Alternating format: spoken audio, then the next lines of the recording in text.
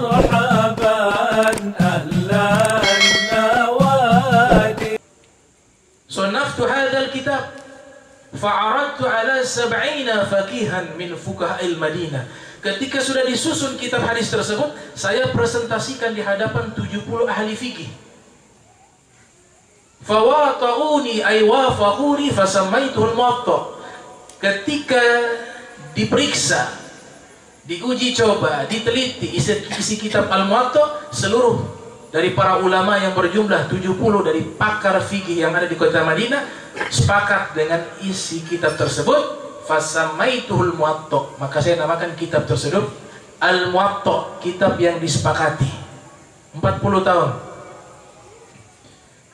Sehingga berat.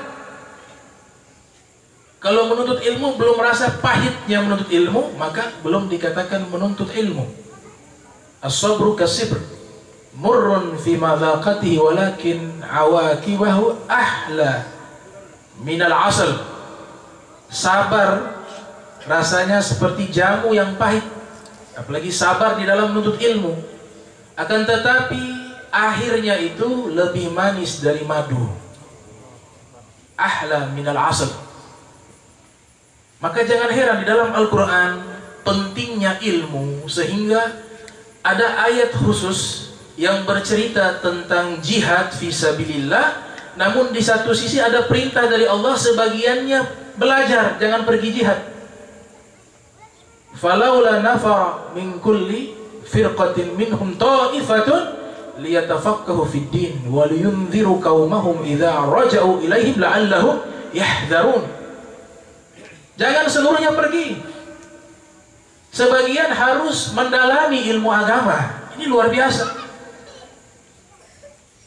Nanti ketika yang pergi jihad kembali pulang, ajarkan kepada ilmu agama tersebut, beritahukan kepada mereka, la'allahum yahdharun, mudah-mudahan mereka bisa mengambil hikmah dan mengambil peringatan daripada ilmu tersebut.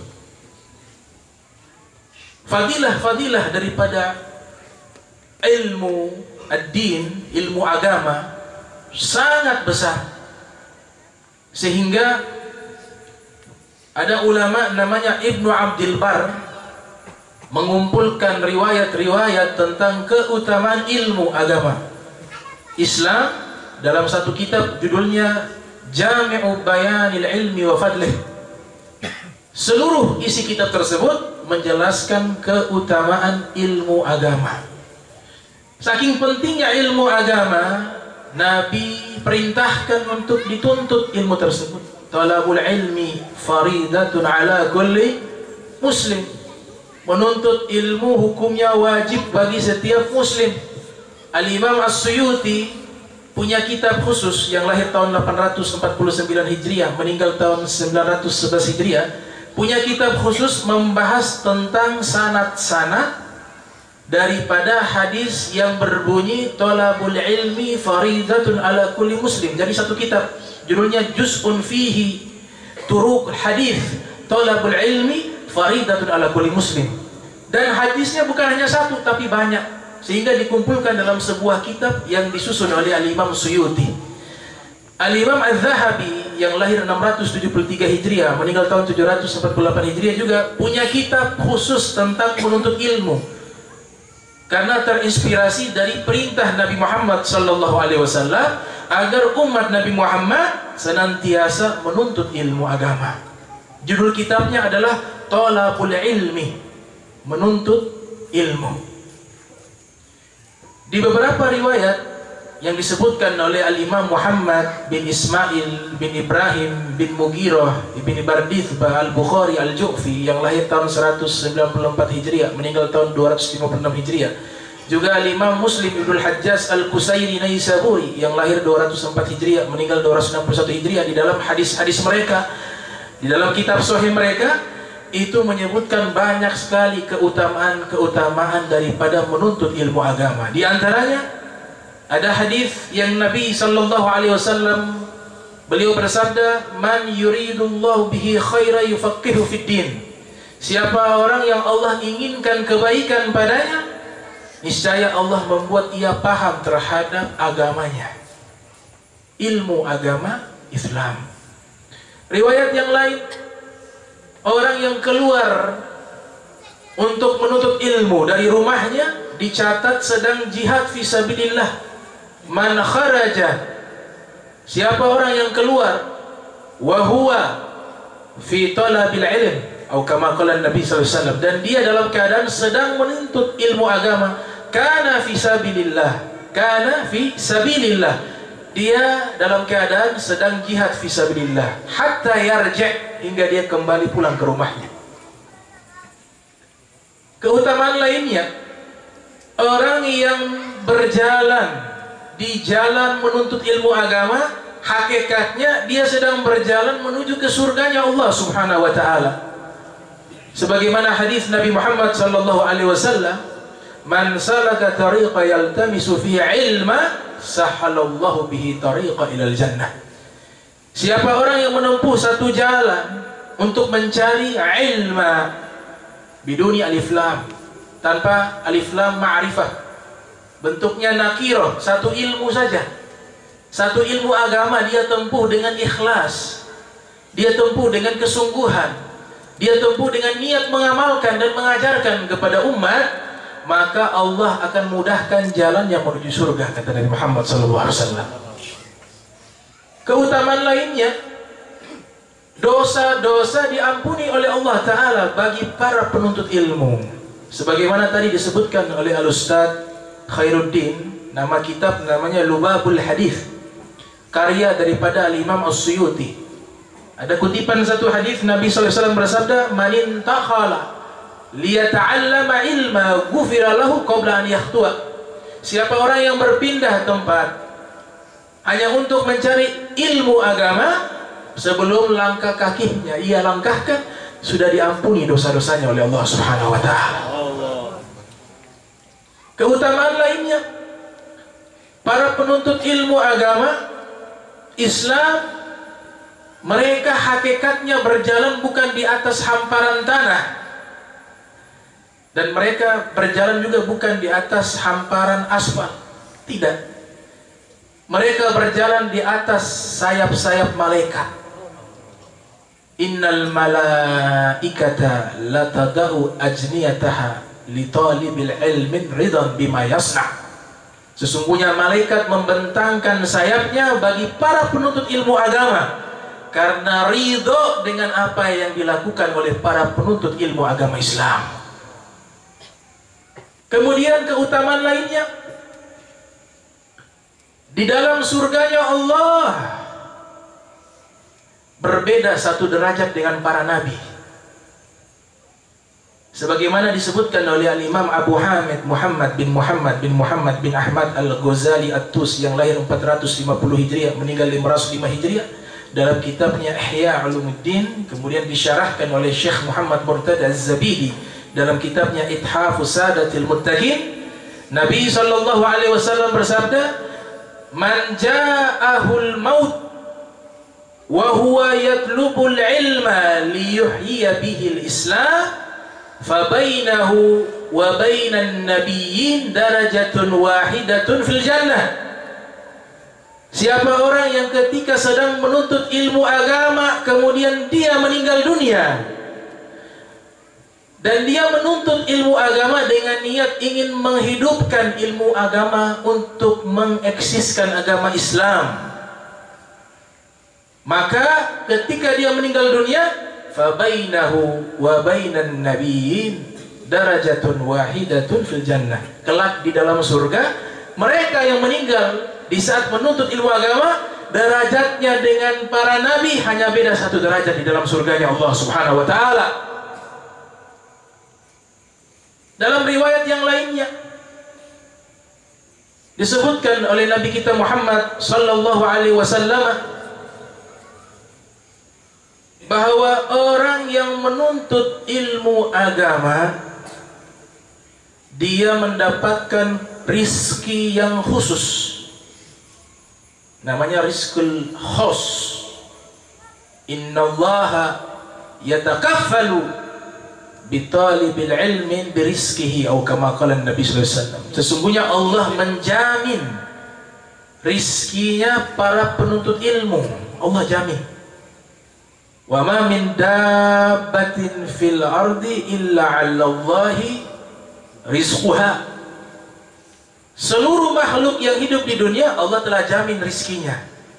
Kata Al-Habib Abdullah bin Alwi bin Muhammad Al-Haddad dalam kitabnya An-Nasaihud Diniyah wal Wasaya Imaniyah, beliau mengatakan yang dimaksud di ayat tersebut adalah ar-rizqul 'am, rizki umum. Semua dijamin. Akan tetapi ketika seseorang menuntut ilmu agama dengan niat yang baik, dengan kesungguhan, dengan mujahadah, maka Allah berikan rizqul 'am juga rizqul khos. Rizki umum dan rizki khusus, dengan dipermudah rizki yang Allah berikan min haitsu la yahtasib, dari arah yang tidak ia duga dan tidak terhitung. Banyak riwayat-riwayat yang menceritakan tentang keutamaan menuntut ilmu. Nah, kita ketika sudah masuk sebagai tulabul ulumi syar'iyyah, para penuntut ilmu syariat, yang pertama yang harus diperhatikan adalah waktu. Jangan membuang waktu sia-sia. Al-Imam Fakhruddin Ar-Razi yang lahir tahun 544 Hijriah, meninggal 606 Hijriah, dalam kitab tafsirnya Mafatihul Ghaib atau terkenal dengan nama At-Tafsirul Kabir, beliau mengatakan waktu saking pentingnya bagi para penuntut ilmu dan bagi seluruh manusia. Namun sayang, banyak di antara manusia lupa dengan nikmat waktu. Ni'matani maqburun fihima katsirun minan nas, as-sihah wal faraq. Nabi katakan dua nikmat yang banyak manusia lalai dari dua nikmat tersebut, yaitu nikmat sehat dan waktu luang. Sehingga Allah Ta'ala selalu memperingati di dalam Al-Quran dengan sumpah terhadap waktu. Selama 24 jam Allah bersumpah dengan waktu satu hari satu malam. Allah mulai dengan sumpah di waktu subuh, wal fajr, demi waktu subuh. Di waktu siang Allah bersumpah wadduha, demi waktu siang atau waktu duha. Waktu asar juga Allah bersumpah wal asri, demi waktu asar. Bahkan ditutup dengan waktu malam, wal laili, demi waktu malam. Kenapa Allah bersumpah? Kata Imam Fakhruddin Ar-Razi dalam tafsirnya, karena Allah Ta'ala tahu makhluknya yang bernama manusia banyak membuang-buang waktu dan lupa terhadap nikmat waktu. Sehingga Allah ingin nyatakan bahwa waktu ini mulai dari subuh sampai kembali ke subuh, mulai dari subuh sampai ke malam, seluruhnya ini adalah sangat mahal nikmat tersebut yang Allah berikan kepada kita, dan kita akan menyesal ketika sudah meninggal dunia. Laisa yatahassaru ahlul jannati fil jannati illa ala sa'atin marat bihim lam yadhkurullah ta'ala fiha. Nabi katakan tidak ada penyesalan bagi penghuni surga ketika sudah masuk ke dalam surga, kecuali satu penyesalan, yaitu waktu yang terbuang ketika hidup di dunia tidak digunakan untuk mengingat Allah Subhanahu wa ta'ala. Makanya Syekh Abdul Fattah Abu Guddah, seorang ulama besar yang ada di Suriah, Al-Hanafi, punya kitab khusus namanya Qimatuz Zaman 'indal Ulama, nilai waktu di sisi para ulama. Bagaimana ulama-ulama terdahulu mereka mengisi waktu mereka sampai tidak cukup di dalam kebaikan. Dikatakan Sufyan Ats-Tsauri, Al-Imam Sufyan Ats-Tsauri ketika bertemu dengan Hammad ibn Salamah, seorang ahli hadis, ketika bertemu dengan Hammad bin Salamah, Sufyan Ats-Tsauri langsung menyatakan, wahai Syekh Hammad, hadithni hadithan an syekhik wa an syekhik wa an syekhik wa anin Nabi Muhammad SAW. Wahai Al-Imam Hammad bin Salamah, tolong sampaikan kepadaku satu hadis yang engkau dapat dari gurumu dan gurumu dapat dari gurumu, terus sampai kepada Nabi Muhammad SAW. Maka disampaikan oleh Al-Imam Hammad bin Salamah kepada Sufyan Ats-Tsauri. Selesai hadis tersebut disampaikan, kemudian Sufyan Ats-Tsauri mengucapkan salam, Assalamualaikum warahmatullahi wabarakatuh. Dijawab oleh Hammad bin Salamah. Waalaikumsalam warahmatullahi wabarakatuh. Kemudian ditanyakan, kenapa engkau tidak awali dengan salam? Bukankah yang diajarkan adalah ketika bertemu yaitu mengucapkan salam terlebih dahulu, dan salammu setelah mendapatkan hadis Nabi baru engkau ucapkan salam. Kata Sufyan Ats-Tsauri, saya takut ketika saya ucapkan salam kepada engkau dan engkau menjawab salam saya, sebelum selesai menjawab salam engkau telah meninggal dunia, maka ada satu ilmu hadis Nabi Muhammad yang terbuang sia-sia. Maka saya minta hadis dulu baru saya salam. Ada seorang murid kesayangan Al-Imam Abu Hanifah yang lahir tahun 80 Hijriah, meninggal 150 Hijriah. Namanya Abu Yusuf Al-Qadi, pengarang kitab Al-Kharraj. Jadi kitabnya dijadikan sebagai pengelolaan ekonomi Daulah Abbasiyah secara resmi menggunakan kitab beliau Al-Kharraj, Abu Yusuf Al-Qadi.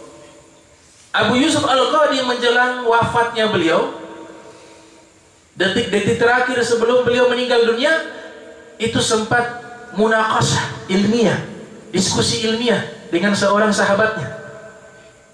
Selesai diskusi masalah fikih, meninggal dunia.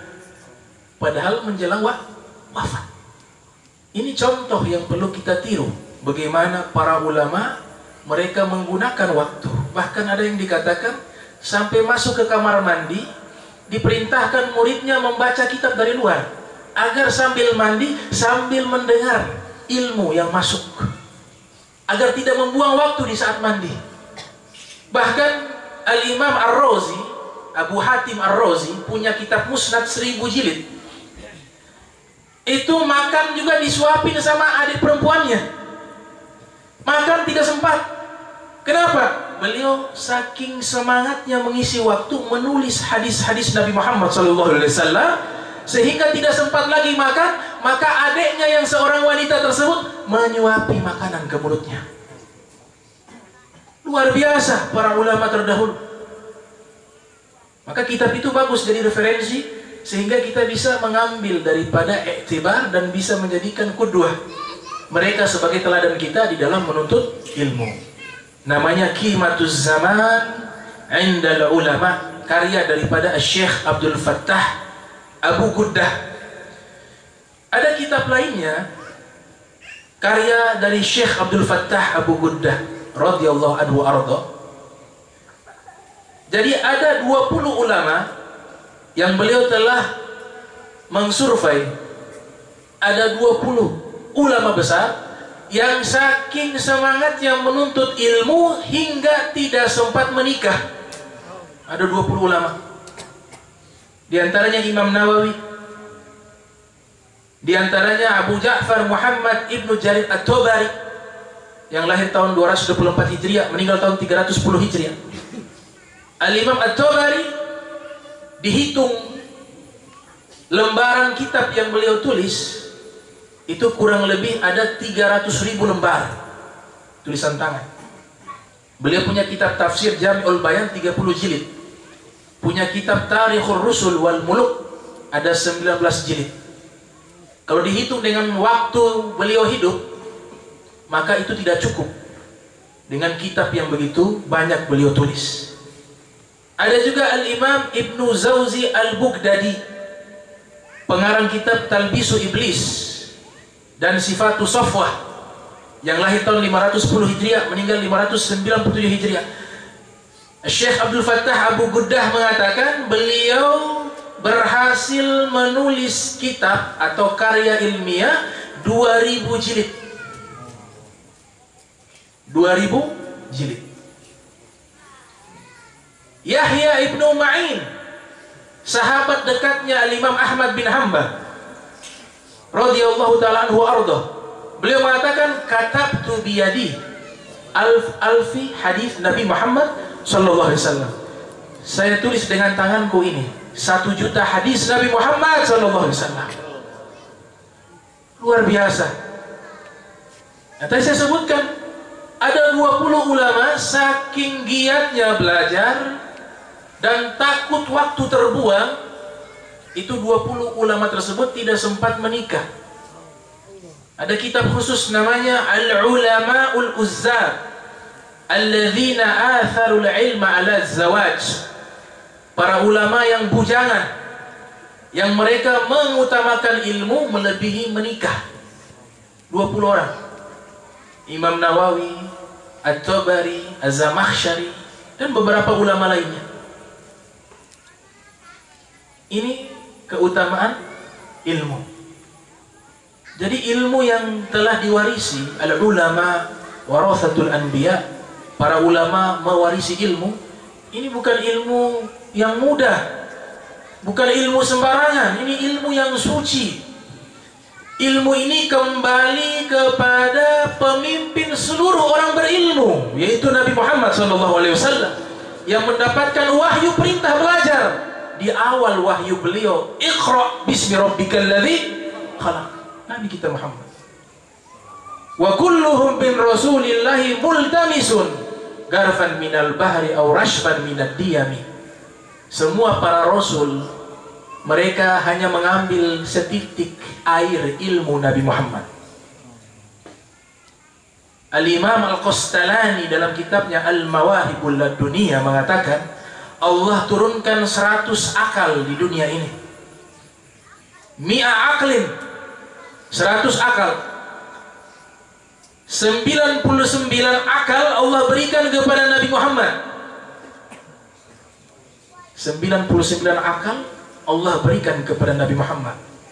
1 akal Allah berikan kepada seluruh manusia, mulai dari Adam sampai manusia terakhir, mulai dari bangsa manusia sampai bangsa jin. Mereka dapat 1 bagian yang dibagi-bagi. Nabi Muhammad 99 akal Allah berikan. Wa anzalallahu 'alaika kitaba wal hikmata wa 'allamaka ma lam takun ta'lam wa kana fadlullahi 'alaika 'azima. Kenapa ilmu Nabi hebat? Karena ilmunya Nabi, gurunya Allah. Bukan gurunya doktor, profesor, MPDI, dan lain sebagainya. Tidak. Gurunya Nabi, Allah. Malaikat Jibril hanya formalitas datang mengajar kepada Nabi. Nabi mengatakan, Adabani Rabbi fa ahsana ta'adibi. Yang mendidik aku Allah dengan pendidikan terbaik. Al-Quran menegaskan, Allamaka ma lam takun ta'lam wa kana fadlullahi 'alaika 'azima. Dia Allah yang mengajarkan kepada engkau, wahai Nabi Muhammad, seluruh ilmu. Dan itu karunia yang besar yang Allah berikan kepadamu.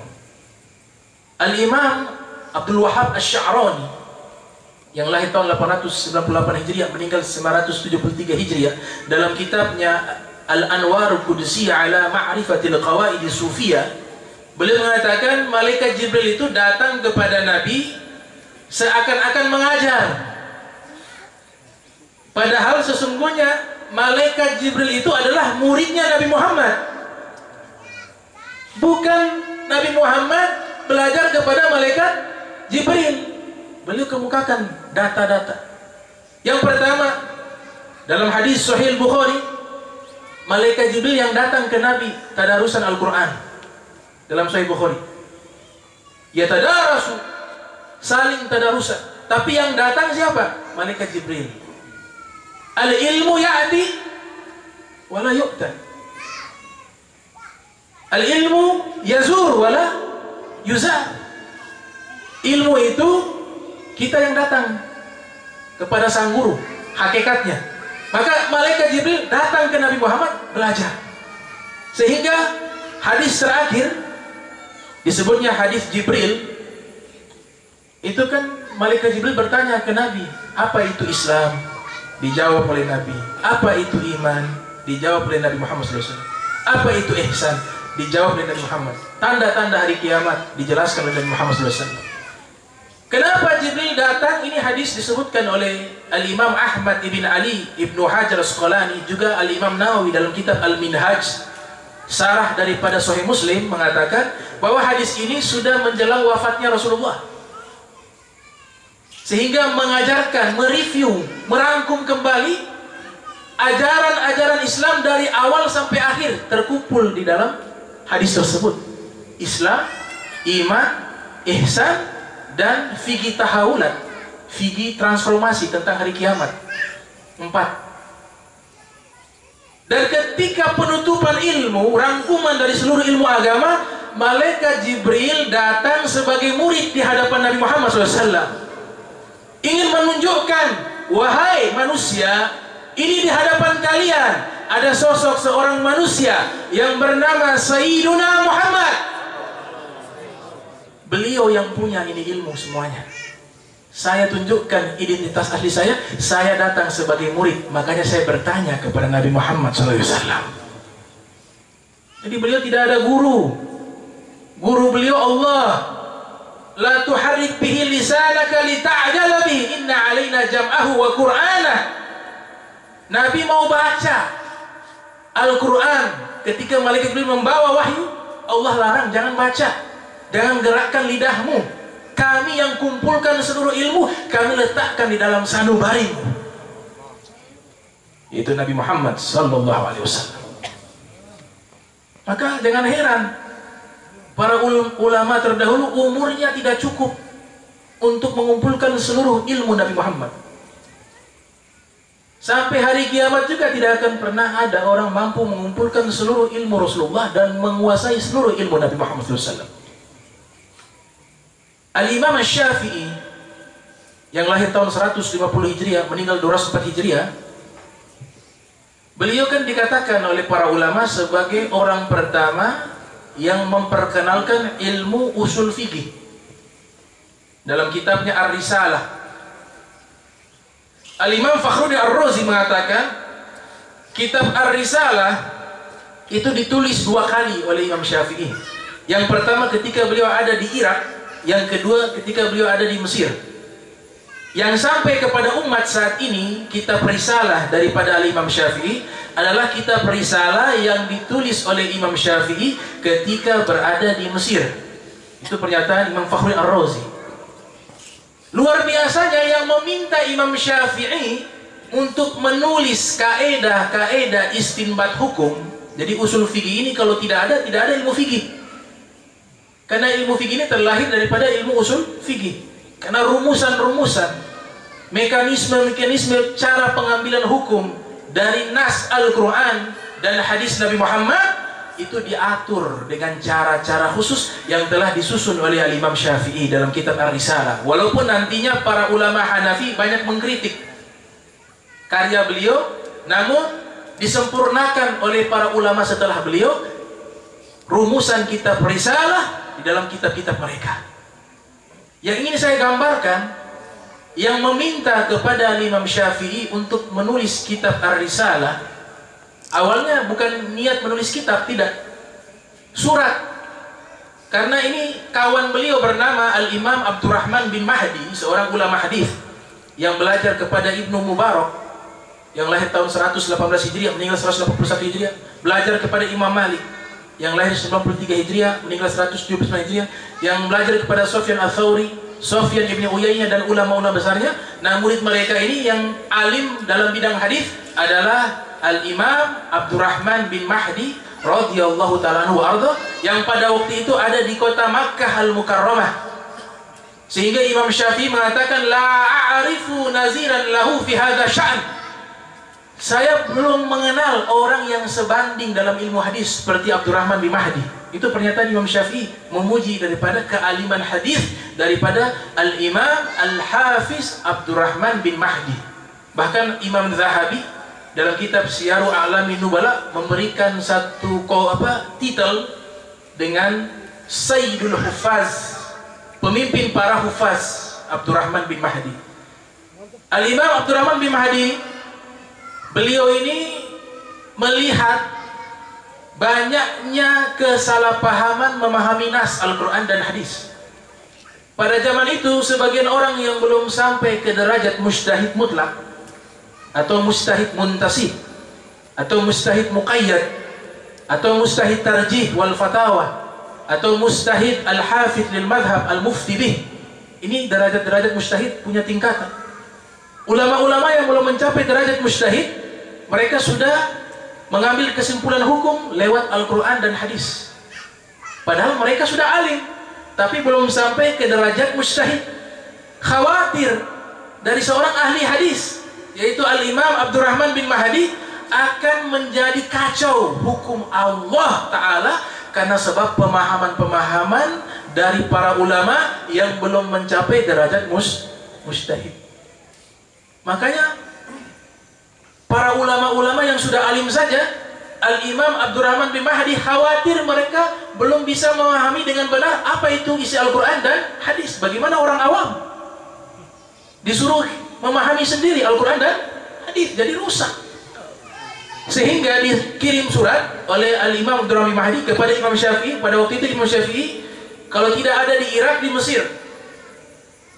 Maka Imam Syafi'i mendapat suratnya Al-Imam Abdurrahman bin Mahdi untuk membuat rumusan-rumusan hukum atau kaedah-kaedah di dalam penetapan istinbat hukum.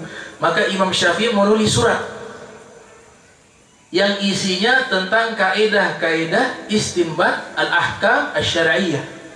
Surat tersebut dikembalikan, dikirim kembali ke kota Makkah Al-Mukarramah. Maka diterima oleh Al-Imam Abdurrahman bin Mahdi rahimahumullah.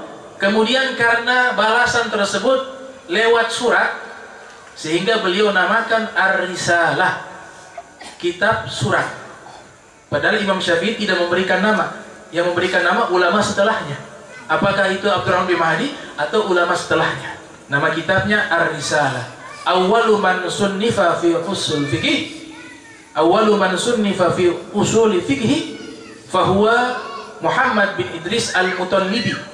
Orang pertama yang menyusun ilmu usul fiqh adalah Muhammad bin Idris Al-Mutallibi, yaitu Al-Imam Syafi'i rahimahullah. Jadi luar biasa. Imam Syafi'i punya kitab Ar-Risalah inilah yang menjelaskan referensi hukum Islam, yaitu Al-Quran, As-Sunnah, Al-Ijma' dan Qiyas. Beliau yang mempopulerkan dalam kitab Ar-Risalah. Jadi bisa dibayangkan, ulama terdahulu, mereka walaupun ahli di bidang ilmu tertentu, mereka tahu diri. Oh, saya belum mampu ilmu ini, saya tidak mau masuk di situ. Yang paham tentang masalah ini Imam Syafi'i, dikirim surat. Padahal Al-Imam Abdurrahman bin Mahdi seorang Sayyidul Huffaz, pemimpin para hafiz. Hafiz dalam terminologi ilmu hadis, orang yang menghafal Al-Quran, hamalatul Quran, dan juga menghafal minimal 100.000 hadis Nabi, isi hadis dengan rantaian sanad. Namanya hafiz. Man hafidha mi'ata alfi hadisin matna wa isnada. Nah, kemudian ada yang lebih alim daripada Al-Imam Abdurrahman bin Mahdi. Ketika Imam Syafi'i pergi ke Baghdad, bertemu dengan seorang pemuda yang lahir tahun 164 Hijriah, meninggal tahun 241 Hijriah, yang bernama Al-Imam Ahmad bin Hanbal Asy-Syaibani rahimahullah. Dalam kitab Nurul Absar fi Manaqibi Ali Mukhtar disebutkan bahwa Imam Ahmad bin Hanbal sudah berhasil menghafal 1 juta hadis Nabi Muhammad sallallahu alaihi wasallam. Tapi ketika bertemu dengan Al-Imam Syafi'i, ada beberapa hadis yang beliau sulit pahami. Hanya ketika beliau paham di saat dijelaskan oleh Imam Syafi'i. Padahal 1 juta hadis di dalam kepala beliau. Sehingga pernah diuji coba antara Al-Imam Syafi'i dengan Al-Imam Ishaq ibnu Ruhawayhi, salah satu guru daripada Al-Imam Bukhari. Dan ini terekam dalam kitab Tabaqatus Syafi'iyyatil Kubra yang disusun oleh Al-Imam Tajuddin As-Subki yang lahir tahun 727 Hijriah, meninggal tahun 771 Hijriah. Berkata Al-Imam Syafi'i ketika ditanya oleh Imam Ahmad bin Hanbal arti hadis aqirrut tuyur ala makanatiha atau kama qala Nabi sallallahu alaihi wasallam, tempatkanlah burung-burung pada tempatnya. Hadisnya pendek. Disampaikan kepada Al-Imam Ishaq ibnu Rahawayhi, salah satu guru daripada Imam Bukhari rahimahullah. Imam Ahmad bertanya, ini maksud hadis ini apa wahai Al-Imam Ishaq? Al-Imam Ishaq mengatakan, oh maksud hadis ini, kalau burung itu ya tempatkan di sarangnya, jangan dilepas, nanti burung itu akan terbang menghilang. Itu saja penjelasannya. Iya, itu. Ditanya oleh Imam Ahmad kepada Imam Syafi'i, wahai Imam Syafi'i, apa maksud dari hadis ini? Imam Syafi'i menjelaskan, sejarahnya seperti ini. Pada masa waktu itu, bangsa-bangsa Arab, mereka meletakkan nasib kepada burung. Kalau burungnya terbang ke kiri, mereka menganggap bahwa itu adalah pertanda nasib sial. Kalau burungnya terbang ke kanan, mereka mengatakan pertanda nasib baik. Sehingga ketika keluar berdagang, kalau burungnya terbang ke kiri, mereka tidak berdagang. Kalau burungnya terbang ke kanan, baru mereka berdagang. Mereka menggantungkan nasib kepada burung. Nabi Muhammad SAW hadir membawa ajaran Islam, mengatakan akirut tuyur ala makanatiha, posisikan burung pada tempatnya, yaitu maksudnya burung adalah makhluk Allah, jangan percaya terhadap burung, menggantungkan nasib kepada burung. Penjelasan yang sangat berbeda jauh antara Al-Imam Ishaq ibnu Rahawayhi dengan Al-Imam Syafi'i rahimahullah. Sehingga Imam Ahmad bin Hanbal yang sudah menguasai ilmu hadis dan menghafal banyak hadis, beliau mengatakan al-hadis mughlaqun alaina. Hadis itu terkunci kepada kami. Hatta jaa al-Imam Syafi'i bimafatihihi, sehingga datang Imam Syafi'i dengan membawa kunci yang membuka ilmu hadis. Fafatahahu fafahimnahu. Kemudian Imam Syafi'i membuka seluruh hadis-hadis Nabi, fafahimnahu, maka kami pun paham apa yang dimaksudkan daripada hadis-hadis Nabi Muhammad sallallahu alaihi wasallam. Dari kitab Ar-Risalah muncul 4 kitab yang menyempurnakan kitab Ar-Risalah. Yang pertama Al-Mustashfa. Al-Mustashfa karya daripada Hujjatul Islam Al-Imam Al-Ghazali, menjelaskan dan menyempurnakan kitab Ar-Risalah yang lahir 450 Hijriah, meninggal 505 Hijriah. Kemudian ulama kedua adalah guru daripada Imam Ghazali, Al-Imam Juwaini, yang lahir 415 Hijriah, meninggal 478 Hijriah. Nama kitabnya Al-Burhan fi Ilmi Usul. Dua Ahli Sunnah wal Jamaah. Dan ulama yang berikutnya, yang dua adalah dari Mu'tazilah. Yang ketiga ini namanya Abul Husain Al-Basri Al-Mu'tazili, meninggal pada tahun 436 Hijriah. Meninggal 436 Hijriah. Punya kitab namanya Al-Mu'tamad. Itu menyempurnakan penjelasan dari kitab Ar-Risalah. Kemudian ulama keempat dari Mu'tazilah juga, namanya Al-Qadi Abdul Jabbar. Al-Qadi Abdul Jabbar Al-Mu'tazili, punya kitab namanya Al-Umad. Beliau lahir pada tahun 359 Hijriah, meninggal tahun 415 Hijriah.